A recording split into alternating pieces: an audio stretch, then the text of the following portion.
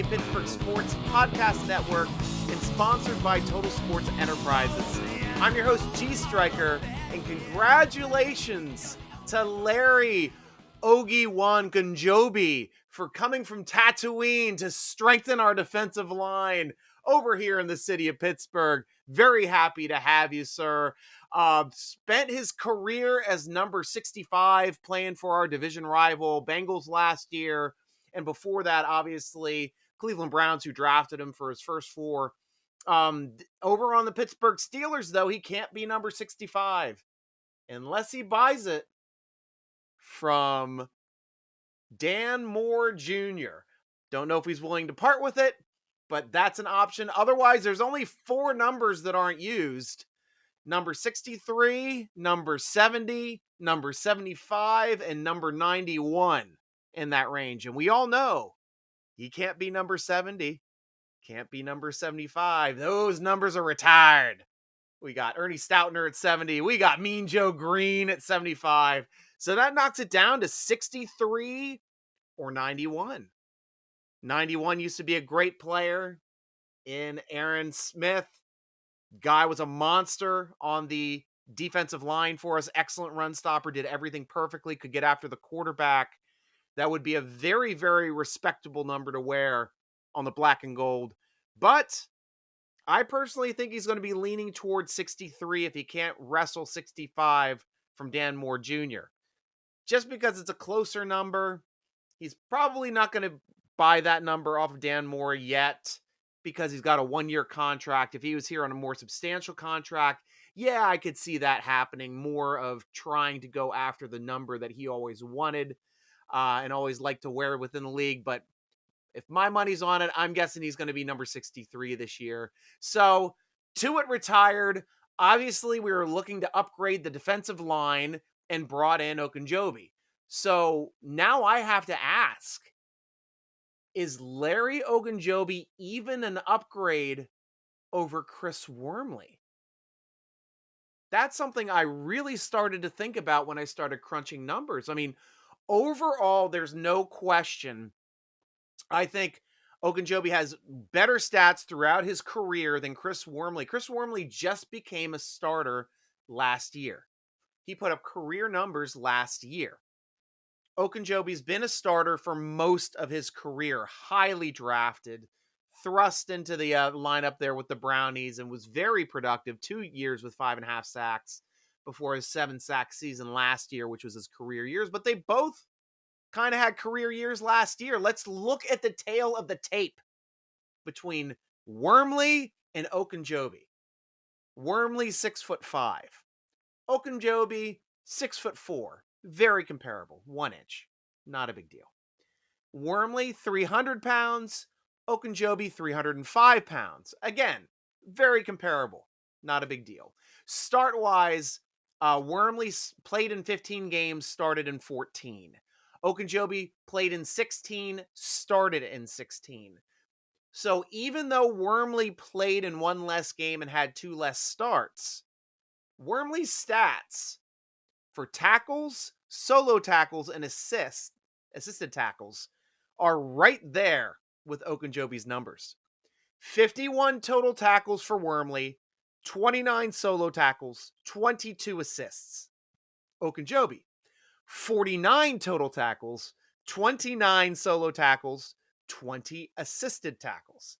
So Ogunjobi had 2 less tackles, which equated to 2 less assists, essentially. They both had the same amount of solo tackles.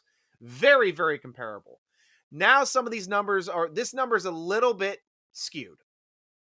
Wormley, 6 tackles for a loss. Ogunjobi, 12 tackles for a loss. Now that is a significant change. Twice the amount of tackles for loss. Interesting stat. Sacks, both of them had 7. Even Steven. Quarterback hits, though, what did they do out of those quarterback hits? Wormley only had 10 quarterback hits. Ogunjobi had 16. So out of those 10 quarterback hits, all but 3 put him on the ground. Ogunjobi put the quarterback on the ground less than half the time of his quarterback hits, but still got to the quarterback significantly more than Wormley. But here is the interesting parts of Chris Wormley's stats. Chris Wormley had 3 passes defensed and forced a fumble. Big splash plays, especially when you watch our defensive line, especially Cam Hayward, who did it better than any defensive lineman pretty much in the league last year.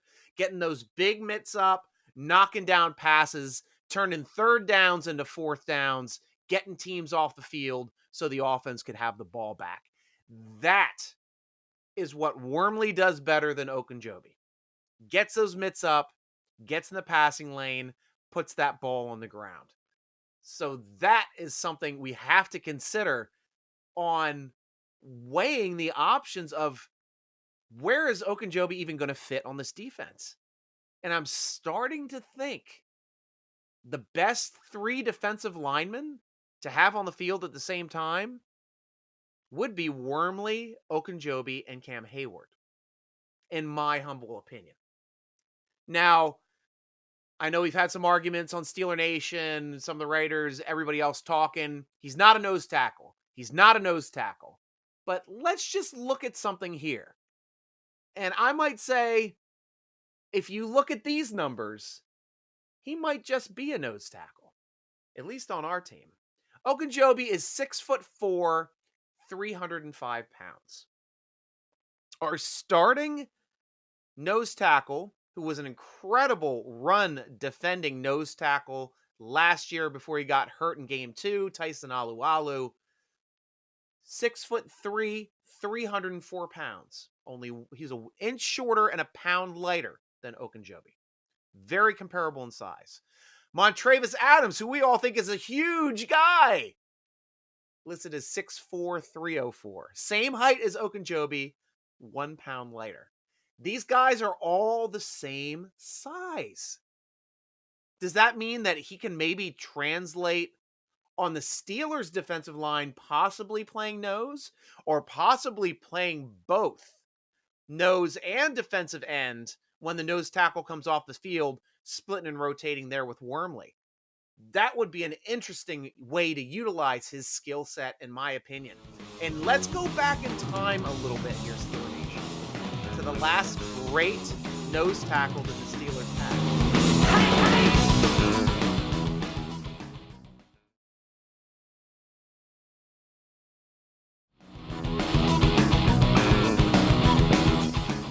A guy that just made his first Pro Bowl this year for the Philadelphia Eagles. I'm talking about grave digger, of course, Hargrave. Hargrave is 6'2", 305. 3 inches or 2 inches shorter than Ogunjobi, same weight. But he made his first Pro Bowl.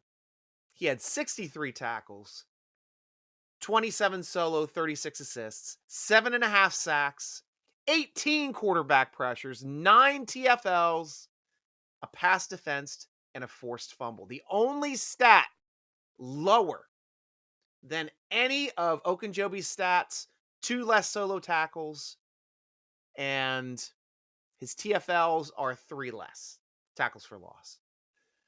So maybe the Steelers, since they know Ogunjobi is an athletic tackle, maybe they might be trying to have him play that Javon Hargrave role on this defense that Steeler fans have been lamenting since he left the team for the sister city to the east in Pennsylvania.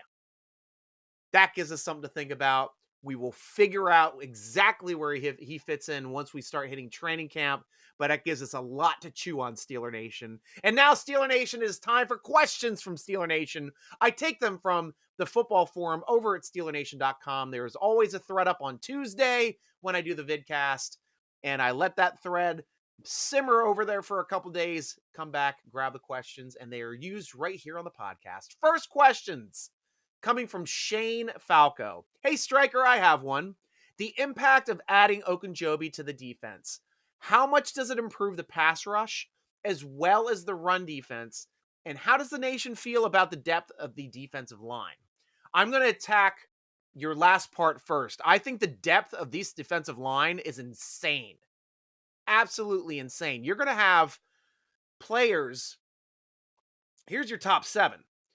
Wormley, Ogunjobi, Hayward, Alualu, top 4. Those guys are going to be in the mix to start. You got Leao. You got Loudermilk, who was drafted 2 years ago, who looks like he's doing a good job too. And we have Adams. That is 7. Steelers usually keep 6 defensive linemen. Those are 7. And I didn't even start talking about Davis, Carlos Davis. I didn't start talking about his brother Davis. I'm not sure if both Davises are on the team, but both were on the team last year, or Mondu. There's going to be a lot of turnover on defensive line as far as for depth goes, but this team is way deeper than previous years, especially with higher draft picks like Leao from this year coming into the mix to learn this year, and Loudermilk, who's supposed to be like baby Cam Hayward. I like to see how he progresses this year as well. I think he's definitely already going to automatically help out the pass defense the most. He can get after the quarterback. He gets those quarterback hits. He's in the backfield and he's disruptive. Run defense, though, I think the biggest thing that's helping out our run defense now, though, Shane, is just getting Tyson Alualu back and getting to watch him eat up space and help out in the run game, because that was where the dominoes started to fall last year on the rushing defense, was when Tyson went down. So good to see those holes plugged. Good to see a commitment to the team to solidify the defensive line, which was a hole last year, especially without Tuitt, especially without Alualu. Now it's going to be a strength, and we're going to be hitting the ground running and doing it well. So I'm very looking forward to see it this year. Next question from Blitz. What impact will Flores have overall on the defense?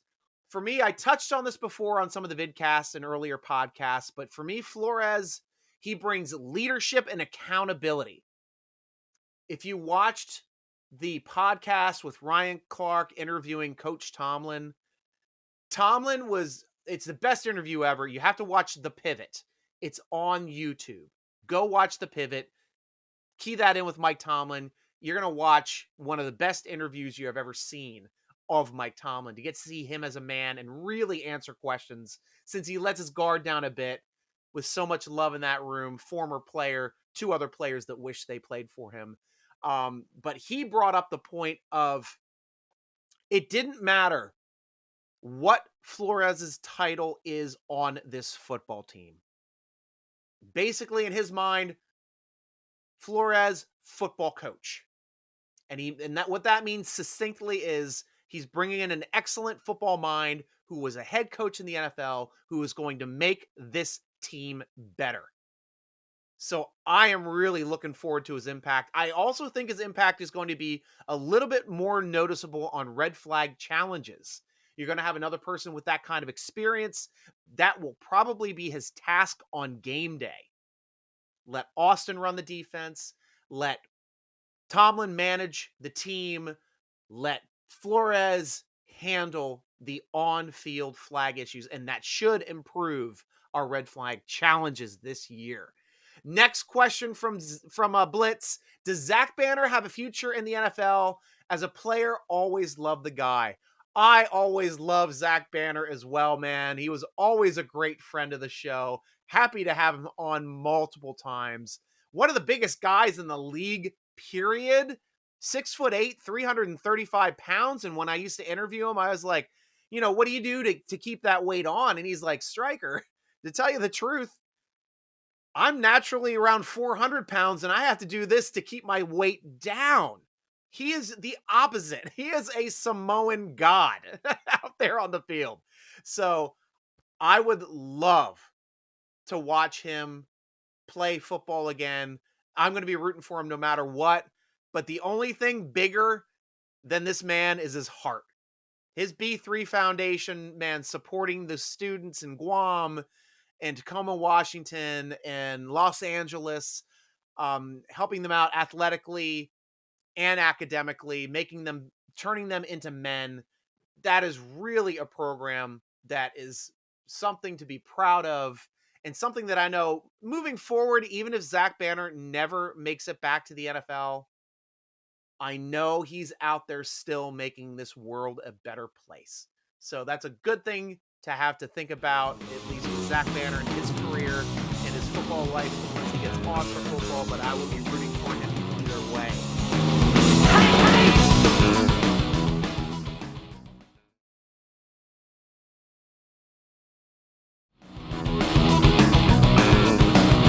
Holy man, next question.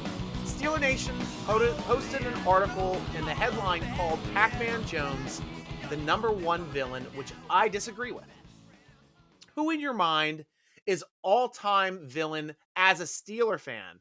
For us older, wiser fans, Jack Tatum would have been high on the list. Definitely Tatum is high on the list as well. But for me, Cooley, I've got to go with Vontaze Burfict. I mean, we all know, like, he targeted AB in the head in that playoff game, knocked him out of the next week, knocked him out of his normal off-field behavior, I guess. Also kneed Ben in the helmet while he was prone on the ground, tackled him, spun around, and kneed him in the helmet. And then Ben came out of the game for that drive, the Jarvis Landry drive, or Landry Jones drive. Sorry. So many Landrys and Jarvises and Joneses on the team. But that one drive that ended in the interception, but fortunately we forced the fumble, got it back. Then Burfict was so upset he brained AB. We got the 15-yard penalty, got an extra 15-yard penalty because they couldn't control their attitude. We're in field goal range. Kick up, good, advance to the next round. But also landed on Bell out of bounds once to knock him out of a game. And I remember that one completely out of bounds. He was done and just fell on him out of the game. That guy, he didn't care about playing football. He just looked to hurt players. I mean, and it just wasn't the Steelers. I mean, heck, he did it to Cam Newton. I saw him try to alligator roll his ankle once, trying to rip it off after he scored a touchdown. I saw him knock out Max, the a tight end that the Ravens jumped up ahead of us to draft that one year. Brained him in the end zone, and the ball didn't even go his way. And the guy just should not have been playing in the NFL. He could not control his temper. He could not control who he was or his anger at all, and just took it out on football players and was a detriment to the league. And to me, the biggest villain in Steeler Nation history thus far. MTC with a question. Will Claypool have a productive season? Was his sophomore campaign a fluke? I'd have to say yes. I honestly think Claypool's going to have a very productive season this year. Ben was kind of on the downturn after week 10 both years. Ben kind of fell off on his arm strength. Couldn't get the ball downfield as well as he wanted to. It just wasn't there. I also know Claypool is a competitor. He came out. Touchdowns came easy the first year. 14, right? Receiving, 2 rushing that year. He's like, oh, I want to score 19 next year. How many score? He looked like 2 touchdowns. That humbles a man. And a man with that kind of size to speed ratio, I think he's going to rebound from this. I think he's going to have a good year this year. I think he's got quarterbacks and a better offensive line that's going to give him more time to get open downfield. Plus, he has just the ability to do it. Cooley, last question from you, sir. I'm coming back to you, Cooley, man. Is Claypool a top 3 wide receiver? And do I think he has that type of talent? He's a top 3 receiver, definitely, on the Pittsburgh Steelers. Probably number 2 on the Pittsburgh Steelers as we sit right now. Deontay Johnson's my number 1. Claypool's my number 2. But I know you meant for the league. No, I don't see him currently as a top 3 wide receiver in this league. But I do think he has the kind of talent to be that kind of player. He is a 6'4", 230+ pound guy that ran a 4.340, put up 19 reps on the bench press, jumped over 10 and a half feet on his broad jump, which is a great explosion stat, 40-inch vert. The guy has talent. The guy can do it and get after it. And showed it even his rookie year that he could get after that football quickly, efficiently, aggressively, use his body, or use his finesse and talent to catch footballs. And I think he's very motivated this year to show that it was a fluke last year and that he's going to be a good, productive football player for the Pittsburgh Steelers this season. Mark it down, guys. Mark it down. Well, that's all the time we have on the show, Steeler Nation. Check out our sponsors over at tseshop.com. You can buy any of their signed merchandise. Lots of great stuff over there. Also, make sure you're following them on Twitter at Total Sports ENT, because each week they've given out free stuff to Steeler fans, usually signed, most of the time a jersey as well. So get yourself some free swag just by following at Total Sports ENT. Vidcast will be coming up usually on 7 o'clock on Tuesdays. Be sure you're signing up on our YouTube channel, youtube.com/Steeler Nation, to know when that pops up, and it'll give you an alert when we go live. That is our hour-long show. We are live. We take questions and answers live as the show goes on, and you can comment. And I love going to you, Steeler Nation. It's a fun show. Check out the great Western Pennsylvania sports content at DKPittsburghSports.com, and check out all of their awesome podcasts at DKPS Podcasts over on Twitter.